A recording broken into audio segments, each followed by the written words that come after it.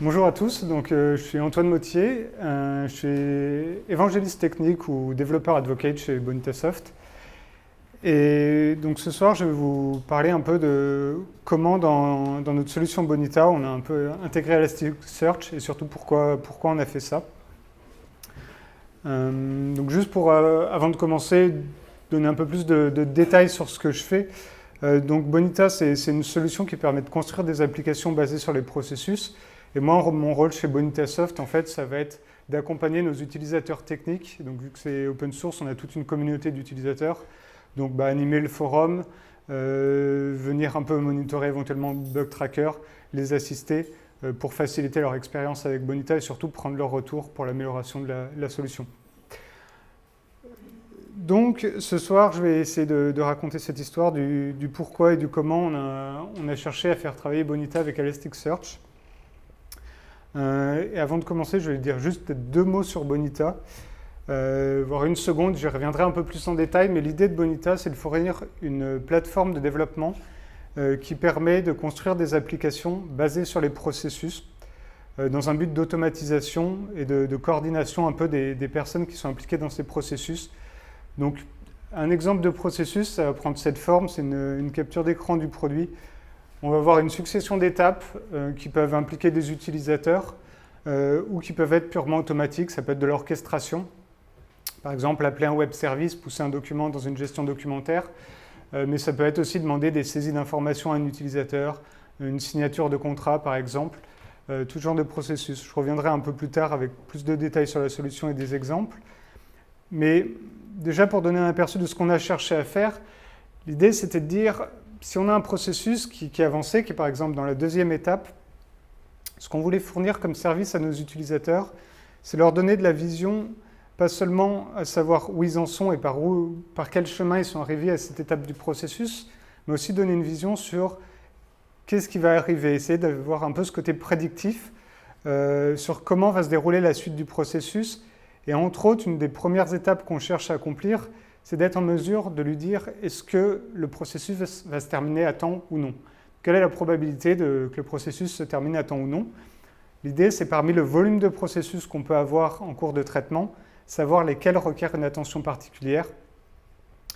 Ça peut permettre, par exemple, je ne sais pas, si on est sur des processus de gestion de sinistre, par exemple, dans l'assurance, on est en attente d'informations d'un expert. Ça peut être bloqué depuis 2 semaines. Ça va permettre de nous donner des alertes par rapport à l'historique de nos processus en mode comparatif. L'idée sur ces prédictions, c'est de faire appel à l'intelligence artificielle et à des algos de machine learning pour construire cette prédiction. Et quand on parle d'intelligence artificielle, en fait, il faut comprendre que derrière le terme un peu buzzword, il y a un gros besoin de données. En fait, l'idée de l'intelligence artificielle, c'est quand même d'apprendre, d'avoir une expérience qui est construite sur des forts volumes de données. Donc ce gros volume de données, dans Bonita, on l'a déjà, on le stocke de manière historique, on le stocke dans des bases de données SQL relationnelles classiques, on va dire. Mais ce n'est pas forcément les solutions de stockage les plus appropriées quand on cherche à faire tourner des algos de machine learning, d'intelligence artificielle. Donc qu'est-ce qu'on a fait? On est allé sur le site d'Elastic. Moi j'aime bien les mots marketing, donc on peut traiter des pétaoctets de données. Alors là on s'est dit génial, c'est bon, on signe, on prend, et puis voilà mon talk, c'est pour ça qu'on a choisi Elastic, c'est parce que c'était marqué pétaoctet et que ça faisait bien. Non, en fait, en réalité on creuse un peu plus que ça quand même avant de choisir. On ne s'arrête pas à ce qui est sur les sites web, et il n'y a aucun reproche derrière ça, hein, tout le monde le fait, donc il ne faut pas se gêner. Mais avant de rentrer un peu dans le détail de comment on a fait ça, pourquoi on a fait ça, je vais revenir un peu sur ce qu'est Bonita. Je vais essayer de ne pas faire des tonnes, je ne suis pas là pour vendre la solution, mais peut-être juste au moins donner les clés pour comprendre un peu ce qu'on a cherché à faire. Donc, en fait, Bonita, comme je disais, c'est une solution pour construire des applications. Donc, on a un environnement de développement qu'on va appeler le studio, qui nous permet de faire la modélisation graphique du processus, là que j'ai montré dans le slide précédent. Pour ça, on utilise un standard, une notation, c'est la notation BPMN. C'est quelque chose qui est édité par l'OMG, c'est les mêmes qui font UML. Et donc, avec ce standard, on va avoir une représentation graphique des processus de l'entreprise. Donc ça peut être, l'idée qu'il y a derrière le standard à l'origine, c'est vraiment d'avoir une espèce de pont entre le métier qui modélise son processus par une succession d'interactions entre différents utilisateurs, différents systèmes, et les équipes de développement qui vont chercher à automatiser ça. Et donc Bonita va permettre de faire la modélisation, mais aussi de l'exécution, l'automatisation du processus. La solution Bonita elle est disponible sous 2 licences. On a une licence open source. Donc pour le moteur de workflow, ça va être la GPL, et pour les environnements de développement en portail web, pardon, c'est l'inverse. Moteur de workflow LGPL, et les environnements de développement et portail web, ça va être de la GPL. Et on a une édition entreprise avec le support, fonctionnalités additionnelles, etc. Donc je parle d'une solution parce qu'on ne fait pas que la partie modélisation de processus et workflow. On va essayer aussi de fournir des outillages pour faciliter la construction d'interfaces utilisateurs.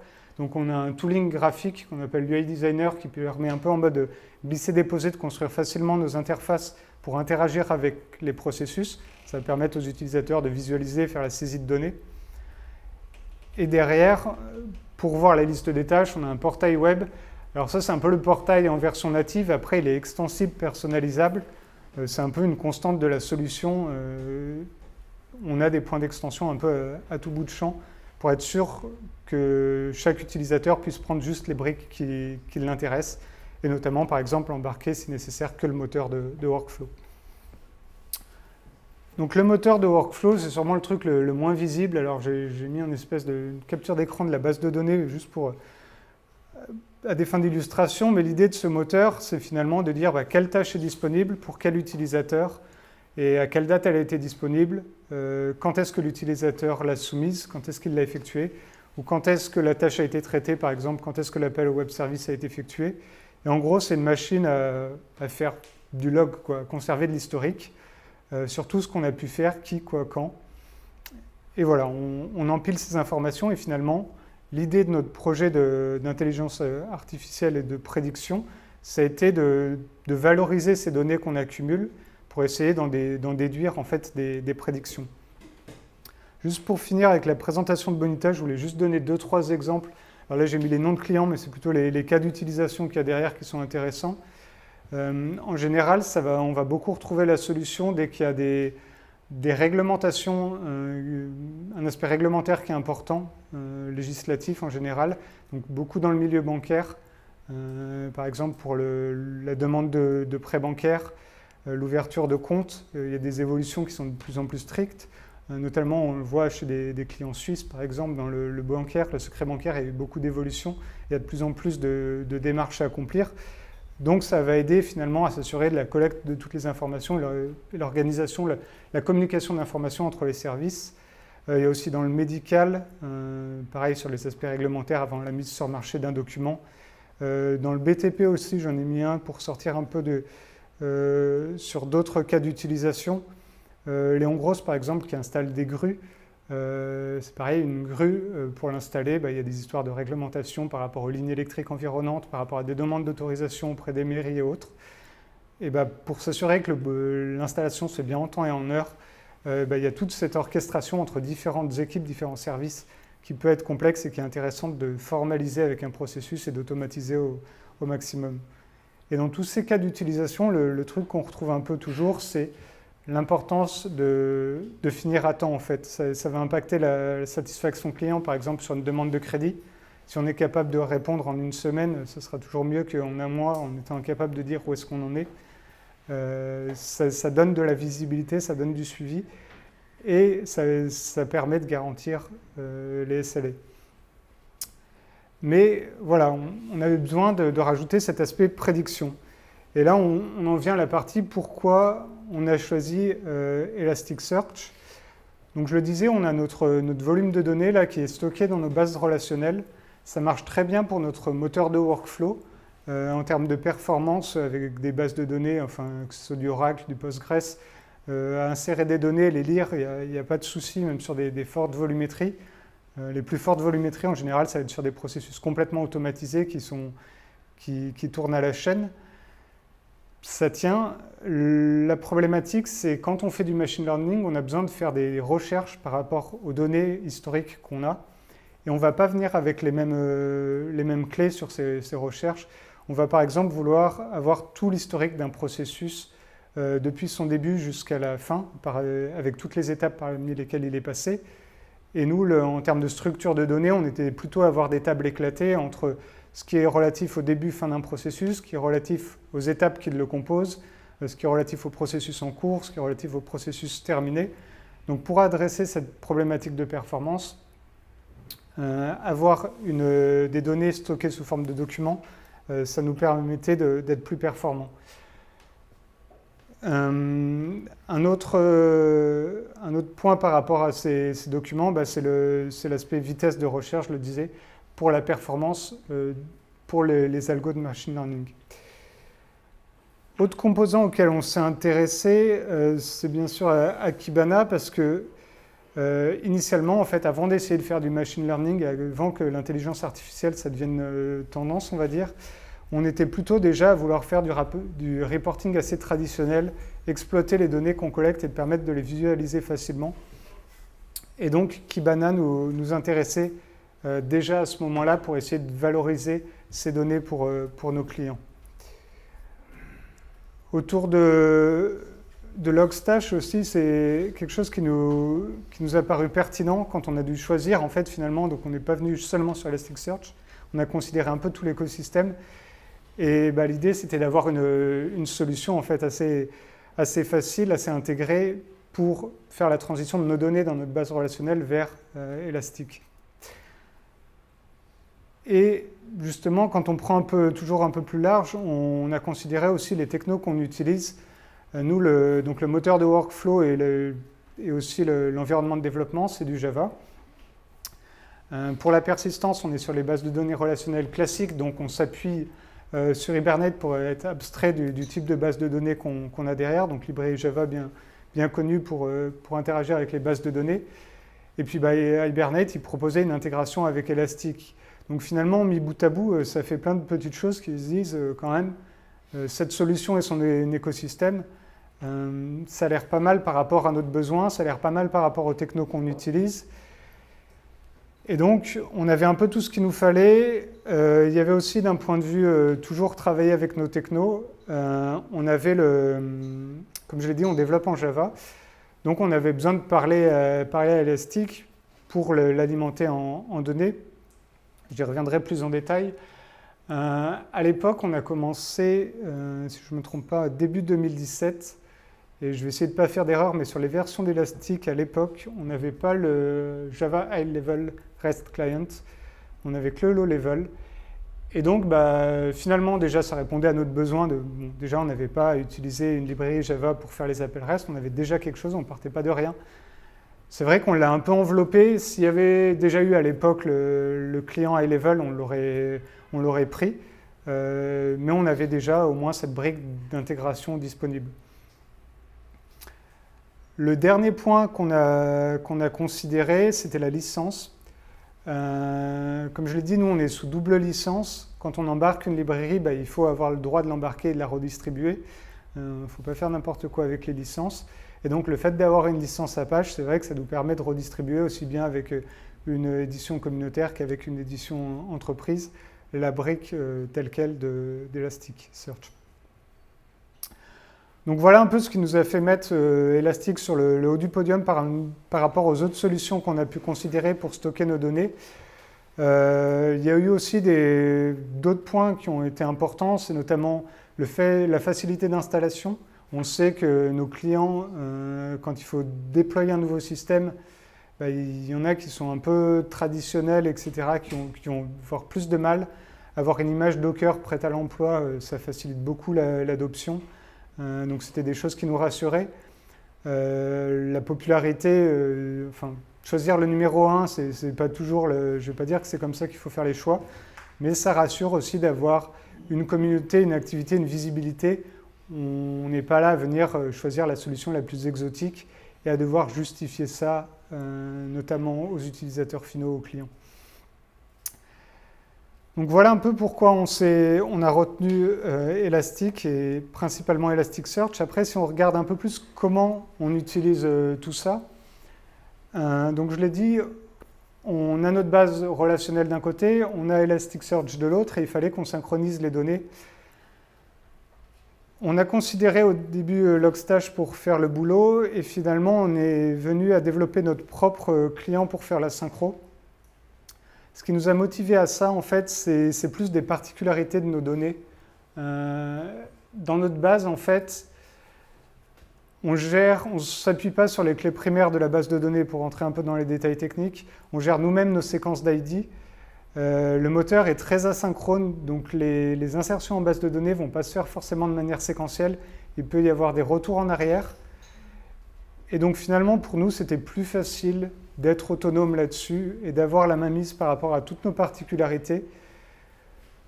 Je pense qu'en investissant peut-être plus de temps, on aurait pu s'en sortir avec Logstash, mais d'un point de vue facilité, au moment de développer la synchronisation, par rapport à nos spécificités du modèle de données qu'on avait dans notre base, c'était plus pertinent d'avoir notre propre mécanisme de synchronisation. Au niveau d'Elastic, derrière, on va stocker principalement donc ce que je disais, les informations liées au déroulement d'un processus, donc quand est-ce qu'il démarre, quelles sont les étapes effectuées. On va aussi stocker des informations dont on a besoin pour le monitoring de notre synchronisation, pour savoir où est-ce qu'on en est aussi dans notre synchronisation avec notre base. L'idée, c'est qu'on va travailler de manière périodique, en gros, toutes les 15 minutes, on va faire une synchro avec notre base. Aussi, dans notre approche, ce dont on avait besoin, c'est qu'on a cette masse d'informations qui peut être préexistante au déploiement du module prédictif, en fait. Donc, on va devoir pouvoir reprendre tout l'historique des données. Donc, notre module va faire du polling, mais va essayer de l'étaler dans le temps pour éviter de surcharger notre base. Derrière, une fois qu'on a ces données dans Elastic, donc juste pour reprendre, on part de notre moteur de workflow, qui lui alimente notre base classique. On a notre module de polling qui va faire l'extraction depuis notre base de données et qui alimente Elasticsearch. Derrière, en fait, on va avoir tout ce qui est algo de prédiction qui va exploiter ces données. Et en fait, l'algo ici, il existe, il est figé, notre algo de prédiction, mais il va venir être, on va dire, tuné par les données qu'on calcule, qu'on stocke, qui sont agrégées dans Elastic. Donc en fait, on est un peu en continu à interroger Elastic pour lui demander quelles sont les nouvelles données et affiner en fait nos algos de prédiction. Alors un peu plus en détail, comment ça marche la prédiction. Alors là, je suis vraiment dans des schématiques très simples avec un talent de graphiste hors pair couplé d'un daltonisme sévère. Donc en gros, un processus, c'est ça, c'est une succession d'étapes. Potentiellement, elles se mettent en parallèle, éventuellement les branches sont exclusives, etc. Exclusives. Et donc, on va avoir des chemins. Historiquement, on sait que le processus, une fois, il a tourné, il a suivi le chemin ABDE. Une autre fois, il a suivi le chemin ACE, par exemple. Et donc, on va conserver ces traces d'exécution. C'est ce que fait notre moteur de workflow et c'est ce qu'on va essayer d'indexer de manière performante dans Elasticsearch. Quand je vais avoir un processus qui est en cours d'exécution, il ne va plus avoir une trace, il va avoir une trace partielle, donc il va avoir ce qu'on appelle un préfixe. Donc l'idée, par exemple, là, on a suivi le chemin A et B. Donc, si je reviens en arrière, pour ma prédiction, ce qui va m'intéresser ici, c'est les traces seulement qui ont suivi un chemin qui commence par AB, qui ont un préfixe partagé. Et donc, finalement, l'idée, c'est de collecter toutes les informations des instances qui ont suivi ce même préfixe, qui ont suivi ce même chemin, et d'essayer de voir en combien de temps elles se sont terminées quand elles étaient au même point dans l'exécution de mon processus. Et en fait, l'idée, ça va être de savoir, d'avoir une estimation de en combien de temps je vais terminer mon processus. Par exemple, je vais répondre à mon client sous 15 jours. Quand je suis dans mon étape, je sais quel jour on est, donc je sais par rapport à mon objectif combien de jours il me reste. Et on voit qu'en fonction de cette date limite qu'on a et de l'historique d'informations qu'on a, on saura dire, par exemple, que par rapport aux données qu'on a collectées, 25% des instances de processus ont terminé dans les temps. où 75% ont terminé dans les temps. Ça, en fait, ça ne va pas être simplement basé sur le nombre de jours, mais ça va être aussi basé sur les informations liées aux exécutions des étapes, combien de temps elles prennent en moyenne, leurs variations, etc. On n'est pas simplement à faire des moyennes, et c'est là où interviennent les algos de machine learning. C'est pour affiner cette prédiction, pour ne pas être seulement sur de la donnée moyenne brute, mais être plus en profondeur, on va dire, sur ces données. Donc pour le détail, les algos, alors je vais pas avoir l'expertise totale sur les algos mis en œuvre là, simplement pour dire que l'idée en fait c'est de faire du process mining, donc ça va être un peu les mêmes algos que ceux qui cherchent à partir des logs à identifier le process, à identifier les chemins, mais tournés sous un autre angle pour cette fois essayer de faire de la prédiction sur la durée totale d'exécution et le pourcentage de chances de terminer à temps. Et cet algo, en fait, nous, il est codé, il est implémenté, donc comme je disais, en dur, il est implémenté en Java, et c'est lui qui va venir, en fait, interagir avec Elastic pour prendre les datas et faire son ajustement par rapport au cas présent sur lequel on s'exécute. En termes d'interface utilisateur, alors là, on a fait des choix qui peuvent être discutés, qui peuvent être remis en cause, mais comme toujours dans Bonita, qui ne sont pas fermés. C'est-à-dire qu'on a des points d'extension, notre module de machine learning et d'intelligence artificielle a des API, donc on peut plugger d'autres interfaces, mais nous, on a créé nos interfaces plutôt qu'avec Kibana, on est resté dans notre solution bien à nous de création d'interface utilisateur, donc qui permet de faire les formulaires pour les étapes du processus. Cette solution qu'on appelle l'UI Designer. On est resté là-dessus parce que c'est plus par rapport à nos clients existants finalement. Ils sont familiers avec la solution. Et le fait de développer les interfaces dans la solution qu'on fournit en standard leur permet plus facilement d'étendre ce qu'on va fournir comme reporting, comme vue sur les données et sur les prédictions. Donc Kibana, c'est quelque chose qu'on utilise énormément dans les phases de développement pour valider les algos, pour faire de la visualisation des données, pour chercher à valider les algos sur lesquels on a élaboré. Sur lequel on a investigué, en fait, qu'on a évalué, pardon, voilà. Et c'est aussi quelque chose qu'on utilise beaucoup finalement pour construire les requêtes qui vont nous permettre d'alimenter nos propres visuels. Mais c'est pour le moment quelque chose qu'on ne met pas directement dans ce qu'on va livrer à nos utilisateurs finaux. Les utilisateurs finaux, on va leur livrer un module d'installation clé en main qui va éventuellement déployer l'image Docker Elasticsearch, qui va en plus mettre en place l'image Docker de notre module pour assurer la synchronisation des données et également faire tout le travail de prédiction. Mais on ne va pas faire de déploiement de Kibana. Par contre, comme je disais, rien n'empêche de faire une installation à côté. C'est quelque chose sur lequel on investigue toujours, mais pour le moment, on est plutôt à rester vraiment à se concentrer sur l'usage de la brique Elasticsearch. Pour l'instant, même si, comme je l'ai montré dans la présentation, c'est quand même l'écosystème nous intéresse et on va piocher un peu en fonction des différents usages dans les différentes briques.